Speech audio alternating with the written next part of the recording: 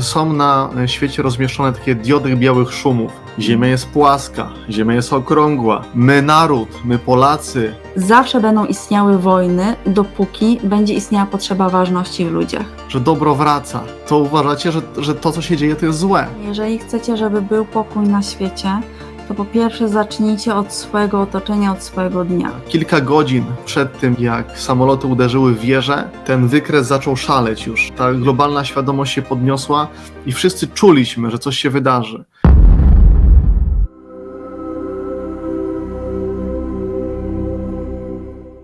Ja jestem Paweł w ogóle, Paweł Sadon, bardzo mi miło. A jestem Magda Mleczkowska.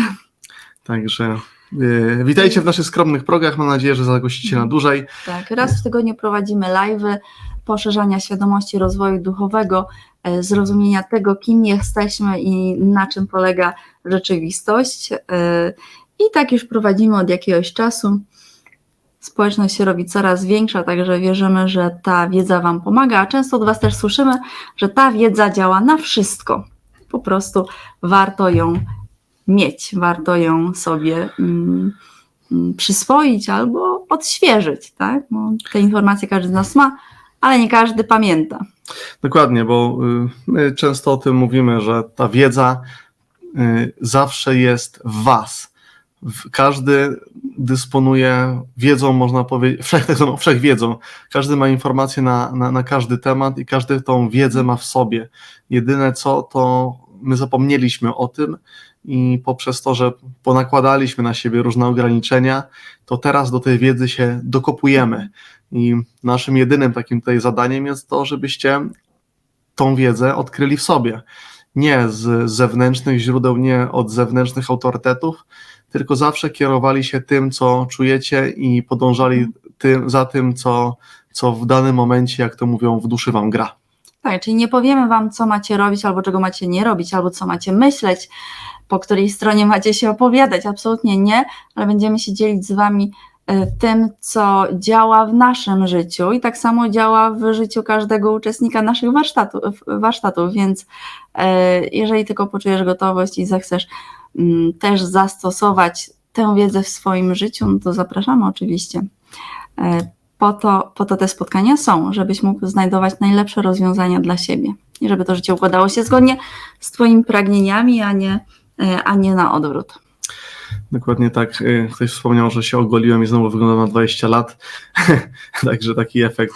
Słuchajcie, to jest efekt uboczny, kiedy zaczynamy się świadomie rozwijać duchowo i świadomie podążać za tym, co nam w życiu służy. Wtedy zmienia się nie tylko nasz wygląd, nie tylko nasze wnętrze, ale też przede wszystkim zmieniając nasze wnętrze, zmieniamy to, co na zewnątrz i do tego kierunku będziemy Was zachęcali i dzisiaj też będziemy o tym mówili, żeby jeżeli komukolwiek chcecie pomóc, pamiętajcie, że zawsze zaczynamy od siebie. To jest pierwszy krok. To jest tak jak w samolotach, kiedy stewardesa pokazuje instrukcję tego, jak zakładać maski tlenowe na wypadek rozszczelnienia kabiny. Zawsze mówi, najpierw maskę zakładamy sobie, potem innym pasażerom. I to jest ta jedyna tak naprawdę naturalna i właściwa, jeżeli cokolwiek można nazwać właściwym, kolejność. Tak, no inaczej nie jesteśmy w stanie pomóc nikomu i o tym trochę będziemy więcej mówić. Ewa wspomniała dzisiaj, napisała dzisiaj w komentarzu, że dzisiaj już się dobrze czuje, ale w ostatnim tygodniu były niskie wibracje, bo pojawia się tylko jeden temat. Słuchajcie, zawsze jest tylko jakiś jeden temat. My chcemy o tym temacie coś powiedzieć, właściwie nie na ten temat, ale wokół tego tematu. Jak sobie z tym poradzić? Zacznę takim wstępem, który taki nie na temat rozwoju duchowego, ale na temat tego, jak się układa nasza rzeczywistość. Myślę, że widzicie, że życie układa się w pewne cykle. Ja jestem po ekonomii, tam mnie uczono bardzo dużo na temat cyklów koniunkturalnych, gdzie pokazywali różne schematy historyczne, ekonomiczne, gospodarcze, polityczne, które zataczają kółko co 3 lata, co rok, co 3 lata, co 7, co 14, co 20, co 30 i tak dalej, i tak dalej. Więc pewne schematy cały czas się powtarzają. To się nie powtarzają od 10 lat czy od 100 lat, ale od początku istnienia człowieka. Na pewno każdy z Was się spotkał z tym, że być może bardziej lub mniej poczuł lęk, bo to nie musi nawet być nasz lęk, ponieważ znajdujemy się w tej zbiorowej świadomości i teraz zbiorowość całej ludzkości jest, no prawdopodobnie większości ludzkości jest nakierowana na ten jeden temat jakim jest wojna. I musicie też mieć świadomość tego, że możecie czasami obudzić się rano i podświadomie czuć ten lęk, nie wiedzieć nawet, że coś się wydarzyło, jeszcze coś się wydarzyło. My pokazywaliśmy kiedyś takie badania na jednym z naszych szkoleń, kiedy to rezonans, nie chodzi o konkretnie ten rezonans Schumana, który tutaj podajecie linki, ale są na świecie rozmieszczone takie diody białych szumów. One reagują z polem, tym morficznym, z polem energetycznym Ziemi i one współgrają jakby z ludzką świadomością.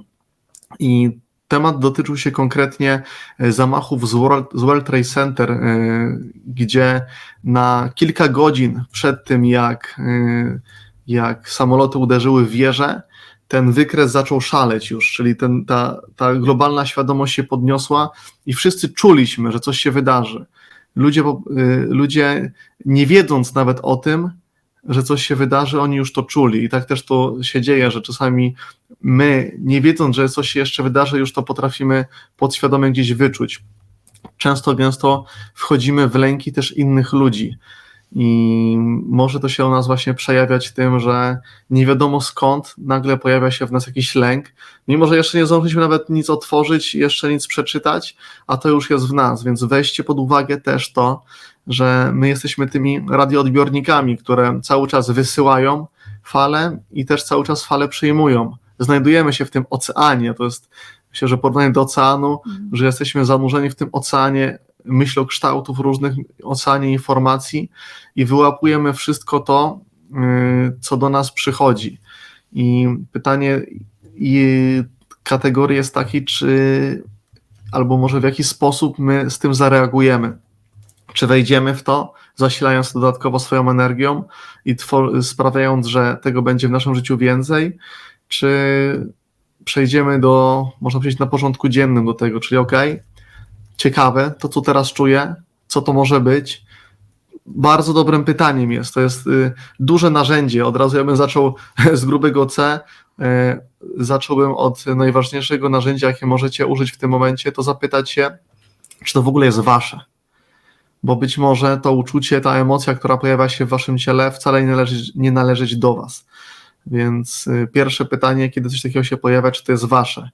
Inną kwestią jest, kiedy właśnie idziecie do pracy, kiedy włączacie telewizję, kiedy słuchacie radia, kiedy jedziecie w autobusie, kiedy idziecie, spotkacie ze swoją rodziną i tak dalej.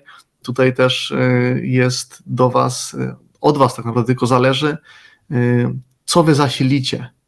Czy będziecie w ogóle chcieli to zasilać, tą energię lęku, tą energię strachu, bo musicie pamiętać, że wy o tym dobrze wiecie na pewno, ale przypomnę po raz kolejny. Zasilacie to, na czym się skupiacie. To jest to karmienie tego wilka. W zależności którego wilka karmicie, ten wilk będzie rósł i tego w waszym tym hologramie będzie więcej. Będziecie więcej doświadczali tych emocji, które w danym momencie czujecie. Tak to zawsze działa. Chcieliśmy wam pokazać skalę Hawkinsa jeszcze raz, żeby do niej się odnieść. Nigdy za dużo tej wiedzy, także powtórzymy sobie, jeśli moglibyśmy pokazać ten slajd, to będzie super. Skala Hawkinsa pokazuje emocje i towarzyszący im poziom wibracji, towarzyszący im poziom energii. I teraz bez względu na to, co czujecie, czy to jest wasze, czy to nie jest wasze, bo oczywiście my możemy się nauczyć tego, że nawet jeżeli przychodzą do nas cudze emocje, to i tak jesteśmy w stanie sobie z nimi poradzić i pozwolić im pójść dalej albo przetransformować je na coś innego. Ta druga opcja jest dużo lepsza, ale wymaga to pewnego rodzaju umiejętności i praktyki i konkretnych narzędzi. Ale spoglądając jeszcze na tę mapę, większość z was wie o tym, że punktem takim krytycznym jest poziom 200. To jest taki poziom, kiedy produkujemy, oczywiście w cudzysłowie, bo energii nie da się wyprodukować, ładniejszy slajd. tylko można ją przetransformować, ale mamy w sobie tyle energii na poziomie 200, ile wytracamy, czyli jest to nam niezbędne do życia. Wszystko, co jest poniżej 200, nie jest odpowiednim paliwem i nie jest odpowiednim zasobem do tego, żeby żyć. Do tego, żeby żyć w zdrowiu, w szczęściu i w ogóle utrzymywać jakikolwiek poziom życia. Tak? Mamy mniej niż potrzebujemy, więc szukamy zasilenia z zewnątrz, czyli potrzebujemy wziąć od innych ludzi, żeby przetrwać. I teraz poniżej 200, co mamy? Mniej więcej, między innymi strach, smutek, żal, zmartwienie, niepokój, czyli wszystko to, co dzisiaj sami jesteście w stanie nazwać jako niekorzystna emocja, czy jako taka destrukcyjna emocja. I jeśli na takiej emocji się skupicie, w niej pozostaniecie, to wytracacie swoją naturalną energię. Nawet gdybyście mieli jej więcej przed chwilą, to wchodząc w strach albo wchodząc w jakiś niepokój, żal, smutek, zmartwienie o kogoś, wytracacie swoją energię. I teraz co się dzieje w świecie? W świecie energetycznym, bo od niego się wszystko zaczyna, dopiero potem się przetwarza na świat materialny. W świecie energetycznym oczywiście zawsze występuje równowaga. Osoby, które są na poziomach 500 i wyżej, są w stanie zrównoważyć miliony jednostek, które żyją w strachu, w smutku albo w złości i w nienawiści.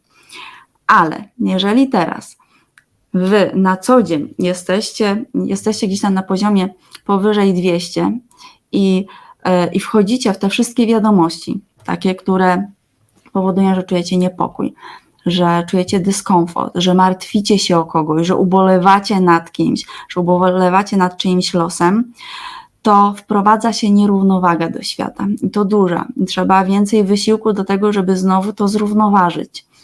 Więc zasilając te niskie energie, nie tylko skupiacie się na tych emocjach, które nikomu nie służą, a przede wszystkim wam nie służą, ale pojawia się potrzeba dodatkowej pracy, dodatkowej równowagi po to, żeby ten świat mógł dalej przetrwać.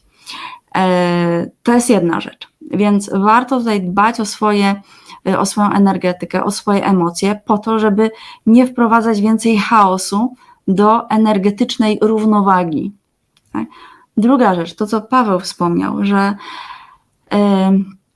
tak jak w samolocie lecisz i jak demonstrują, w momencie, kiedy jest jakaś awaria, jest jakiś problem, wylatują maski, najpierw musisz ją założyć sobie, a dopiero potem osobie, która siedzi obok. Bo nic nikomu nie pomożesz, jeśli ty nie będziesz mieć tlenu i nie będziesz mógł funkcjonować, czyli nie będziesz miał energii. Najpierw musisz pomóc sobie. I jak pomożesz sobie i twoje najbliższe otoczenie z tego skorzysta, to możesz potem iść dalej. Bo znowu, co niesiesz na zewnątrz? Pewną nierównowagę, która istnieje dzisiaj w twoim życiu. Więc to jest taki drugi punkt. I warto być tego świadomym. Oczywiście, jeżeli czujecie, że chcecie pomagać, to róbcie. Ale nie zapominajcie o sobie i swoich najbliższych, bo to jest wasz podstawowy obowiązek. Jak macie równowagę wśród swoich rodzin, swoich przyjaciół, to energetycznie wy macie dużo większy zasięg. Nawet nie pomagając fizycznie, pomagacie, żeby zrównoważyć tam, gdzie dzisiaj jest chaos, nierównowaga i problemy. Inna taka rzecz, jeżeli ty próbujesz pomagać z poziomu lęku, z poziomu strachu, niepokoju, martwienia się o kogoś, użalania się nad czyimś losem, to absolutnie nie przyniesie żadnej poprawy tej osobie. Nigdy. Bo co wnosisz do jej życia? Swoją wibrację, która jest poniżej 200. A żeby pomóc, musisz być wysoko ponad 200, więc jeśli pomagasz, jeśli decydujesz się na wsparcie, co jest oczywiście piękne i wspaniałe i dalej tak rób, ale jeśli pomagasz, to musisz mieć odpowiednio wysoką energetykę i odpowiednie zarządzanie swoimi emocjami, bo jeżeli ty wpadasz w lęk, to możesz zanieść komuś tylko więcej lęku, minus 200, znaczy poniżej 200 i wtedy to się nie przysłuży w żaden sposób, a wręcz przeciwnie, to tylko opóźni efekt wchodzenia z powrotem do równowagi. Bo widzimy tylko dwie strony w tym momencie, tutaj nie ma Nie ma trzeciej strony, jest tylko dwie. Dobro albo zło. Tylko pamiętajcie, że przywiązując swoją wagę do tego, co dobre, to osądzacie coś automatycznie, że coś jest złe. To jest wasz osąd. A co jest najwyższą formą świadomości i najwyższą formą akceptacji jest pokochać to, co jest nie do pokochania.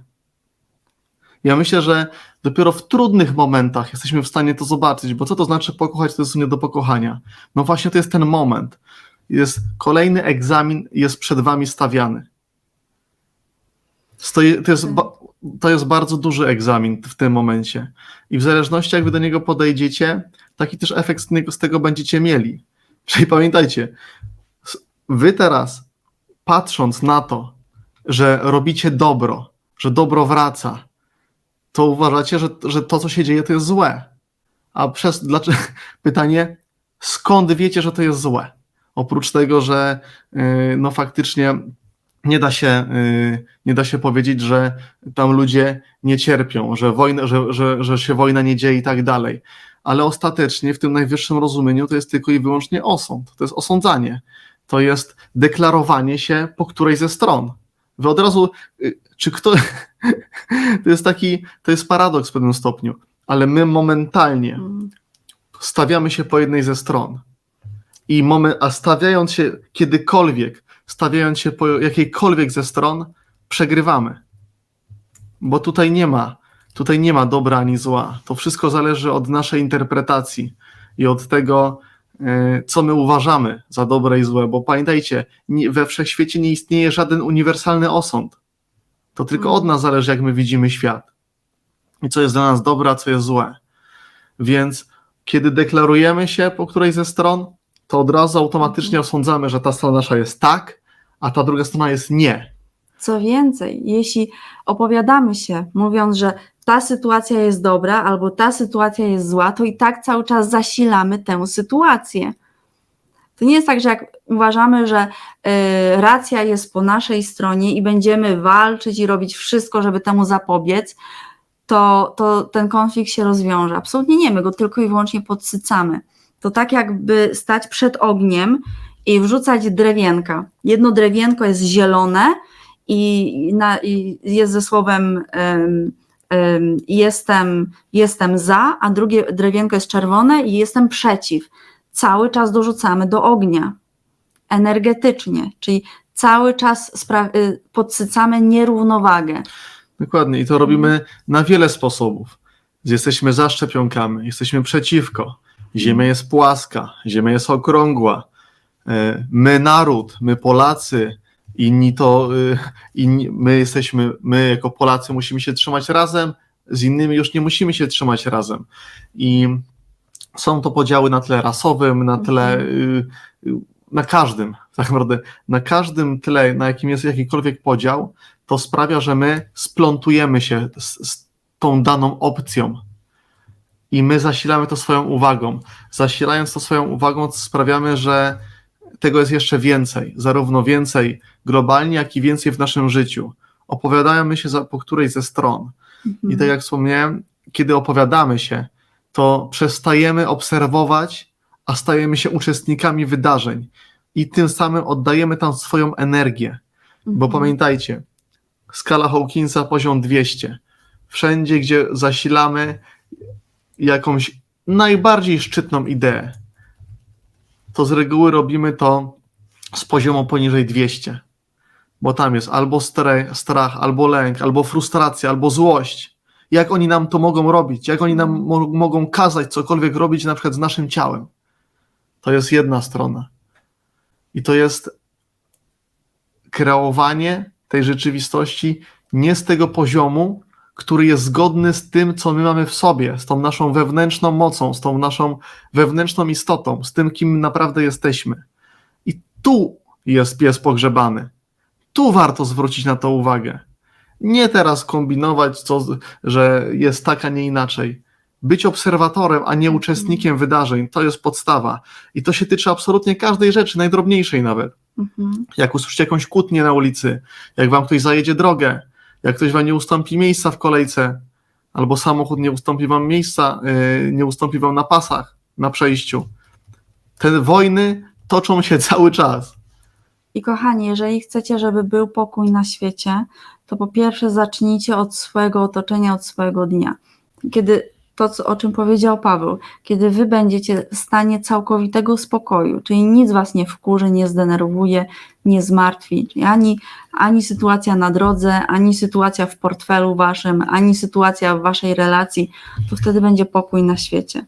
I oczywiście jeden z tematów, o których mówiliśmy na warsztatach, zawsze będą istniały wojny, dopóki będzie istniała potrzeba ważności w ludziach.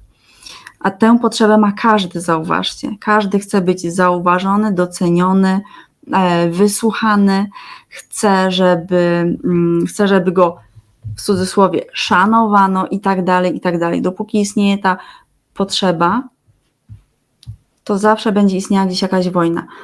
I spójrzcie tak świadomie na swoje życie, gdzie wy tę potrzebę macie. Bo każdy z nas to ma. Aczkolwiek ostatecznie to do was zależy. Tak jak mówię, jeżeli czujecie, że to z wami zgodne i chcecie, to róbcie. Bo nie wierzcie nam, nie wierzcie nikomu, ufajcie sobie, tylko ufajcie swoim wyborom, a nie podążajcie za stadem, bo tak robią wszyscy, tak? Nie na zasadzie, że widzę, że tam, że moi znajomi kupują rzeczy, że moi znajomi się organizują, to ja też tam muszę być. Bo tak wypada. Bo tak wszyscy robią. Ale jeśli czujecie, że potrzebujecie tak robić, to oczywiście tak róbcie. Wszystko to, co zawsze mówimy, powinno być w zgodzie z wami, bo inaczej to wtedy, kiedy działacie na swoją taką wewnętrzną niekorzyść, tworzycie więcej oporu i więcej nierównowagi w waszym życiu i dalej, tak, w konsekwencji. To, co jeszcze chciałam powiedzieć o emocjach, to takie porównanie. My często słyszymy i dużo widzimy, chociażby tutaj na Facebooku, tak? Zmartwienie, niepokój, jakąś taką próbę łączenia się w cierpieniu. Ale słuchajcie, no jaka to jest wibracja? To jest wibracja poniżej 200. Wszystko, co jest poniżej 200, na twoje ciało fizyczne, na twój umysł i na twoją energetykę działa jak trucizna. Można to porównać do strychniny na przykład. Teraz wyobraź sobie, oczywiście to jest takie krople, tak, które sobie dodajemy co chwileczkę. Dodajemy sobie coraz więcej, aż w końcu wywala, tak, no bo to jest naturalna konsekwencja, że jak ciało nie może czegoś znieść, to już potem musi zacząć to odreagowywać, na przykład w formie choroby. I teraz tak, my się o kogoś martwimy, czujemy jakiś żal i pijemy tę strychninę i mamy nadzieję, że pijąc strychninę komuś pomożemy. Albo na kogoś się złościmy, nienawidzimy kogoś, albo obrażamy. Tak? I znowu pijemy strychninę i myślimy, że ktoś inny umrze albo poniesie konsekwencje. Nie. Jedyną osobą, która ponosi konsekwencje swoich uczuć, jesteś ty. I jeśli nie zaczniesz działać od środka, od siebie, to nie tylko ty na tym ucierpisz, nie tylko twoja rodzina, ale długofalowo też wszyscy ci, którym ty chcesz pomagać. Więc zaczynamy najpierw od siebie.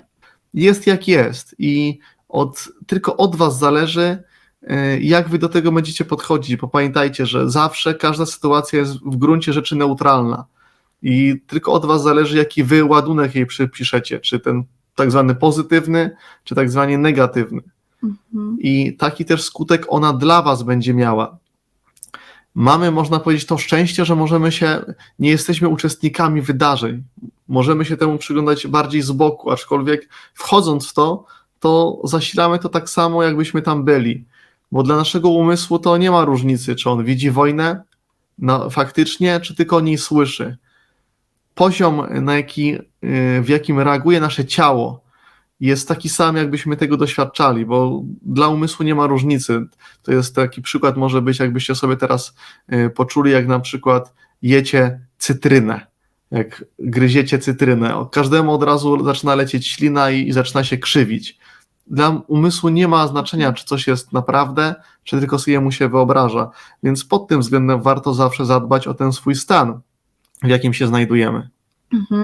I oczywiście, żebyście też jakby nie wzięli naszych słów w taki sposób, że od teraz nikomu nie pomagacie. Oczywiście, tak jak mówiliśmy na początku, jeżeli macie potrzebę pomagania, to pomagajcie. Poza tym te doświadczenia dusze wybierają są sobie najrozmaitsze, najbardziej rozmaite. Tak? Czyli ktoś na przykład potrzebuje przejść wojnę, potrzebuje być uratowanym. Jeżeli ktoś staje na waszej drodze, pojawia się jakaś okoliczność, możliwość i czujecie, że to jest dla was, to korzystajcie z tego jak najbardziej, tak? Pomagajcie w taki sposób, jak czujecie. Ale jeżeli też na przykład nie czujecie potrzeby pomagania, to nie angażujcie się w to w żaden sposób. To, o czym mówimy, to przede wszystkim, żeby nie wchodzić w spiralę wiadomości i uczuć z tym związanych, bo im silniejsze twoje emocje, tak? Te ze skali poniżej 200, czyli strach, lęk, niepokój, zmartwienie, żal czy nienawiść, tak? No bo najróżniejsze się mogą pojawiać. Jeżeli w nie wpadacie, to pamiętajcie, to jest jak strychnina, którą sobie wlewacie do gardła. Nikomu nie pomożecie, a tylko zaszkodzicie sobie. Słuchajcie, każde wasze zasilenie, czy to w dobrej wierze, czy w niedobrej, czy wy się z tym zgadzacie, czy nie, jest zasilaniem tej energii. I po to takie rzeczy też są robione. To są ogromne egregory energetyczne, które zbierają waszą energię. I to jest bo oddawanie po prostu za darmo swojej energii, swojej uwagi, więc gorąco polecamy stać z boku, obserwować to, jak się czujemy, obserwować to, co się dzieje z naszym ciałem, obserwować to, co czujemy. Dzieciom możemy te same pytania zadawać, tak jak one się z tym czują, czy jest w porządku, czy nie. Starać się, można zgłębiać ten temat u nich, żeby jakiegoś emocjonalnego piętna to na nich też nie wywarło, bo one są w tym tak samo jak wy. To jest właśnie to, że kiedy nie płyniemy z prądem, bo kiedy płyniemy z prądem w dół rzeki, wtedy jesteśmy bliżej siebie, odkrywamy swoją prawdziwą naturę i jest nam po prostu w życiu lżej, coraz łatwiej. Korygujemy tylko kurs, ale ten prąd nas niesie. A wszystko to, co my robimy na zewnątrz i poprzez działanie na zewnątrz staramy się naprawić to, co mamy w środku popsute, to jest wiosłowanie pod prąd. I to jest trudne, to jest orka na ugorze, to jest ciężkie, to nie daje pożądanych efektów. Wkładamy w to mnóstwo wysiłku, bo pomaganie na zewnątrz kosztuje nas mnóstwo wysiłku i koniec końców nie starcza nam energii na to, żebyśmy mieli siły i chęci pracować z samym sobą. I to jest właśnie ten odwrotny kierunek, czyli robimy odwrotnie niż to, co my zawsze powtarzamy. Róbcie zawsze odwrotnie w danym momencie niż robią wszyscy i najlepiej na tym wyjdziecie. Czyli jak wszyscy pomagają na zewnątrz, to pomagajcie wewnątrz. Efekt będzie dużo lepszy, a jeżeli macie ochotę, to pomagajcie też na zewnątrz, ale nie zapominając o sobie, bo to nie jest albo. Możecie robić jedno i drugie, ale priorytet jest na sobie i uwaga, to nie jest egoistyczne. Mimo że 86% ludzi naokoło was powie, że właśnie takie jest. Powie, że ty myślisz tylko o sobie, ty nie widzisz więcej niż czubek własnego nosa, a tam są ludzie potrzebujący pomocy, ty nie jesteś na ich miejscu, to nie wiesz, jak to jest i tak dalej, i tak dalej. Myślę, że każdy z was się spotkał teraz lub w przeszłości z takim określeniem.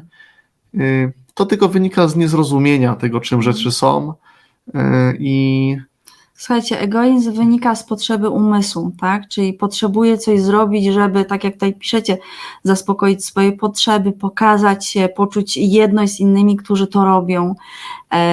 To, co my tutaj staramy się wam przekazać, to bycie świadomym. Jeżeli jesteś świadomy tego, jak wygląda rzeczywistość, czyli to, co jest fizyczne, to, co jest twarde, jesteś w stanie teraz dotknąć, jest tylko i wyłącznie pochodną tego, co się dzieje w świecie energii. Świat energii to są twoje myśli, to są twoje emocje.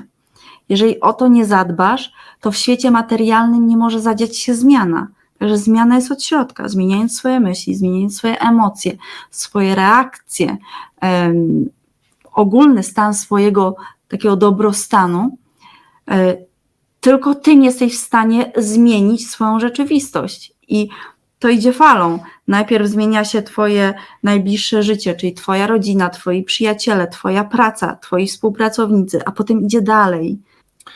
Dokładnie. Kiedyś usłyszałem takie słowa, że jedyne, co świat od nas potrzebuje, to tak naprawdę więcej osób, więcej radosnych osób, więcej osób, które się cieszą, które emanują radością. I myślę, że to jest dobry moment, jakby to nie zabrzmiało, bo przecież można powiedzieć, a z czego my mamy się cieszyć? Ale dla osób, większości osób, które nas tutaj słuchają, wy wiecie, z czego macie się cieszyć i możecie to robić na różny sposób. Taki przede wszystkim, który jest zgodny z wami.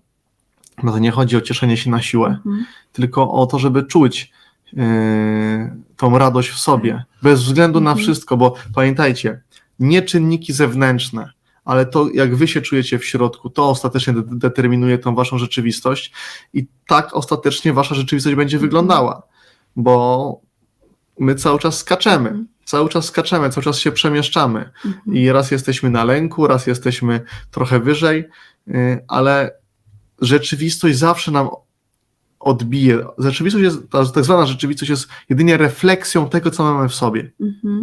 I słuchajcie, jeżeli w tym momencie albo w każdym innym waszego życia nie jesteście w stanie znaleźć nic, co przynosi wam radość, z czego się cieszycie, to macie dużą robotę do wykonania. Ja się posłużę takim przykładem moim rodzinnym. My w czasie świąt mamy taką zabawę w dziękczynienie i opowiadamy o tym, za co jesteśmy wdzięczni, co się wydarzyło w ostatnim czasie, czego się nauczyliśmy, co pięknego się zdarzyło. I parę osób w tym roku odmówiło tej zabawy, mówiąc, mój rok był do dupy. Ja tak na nie patrzę i mówię, to dużo pracy przed tobą.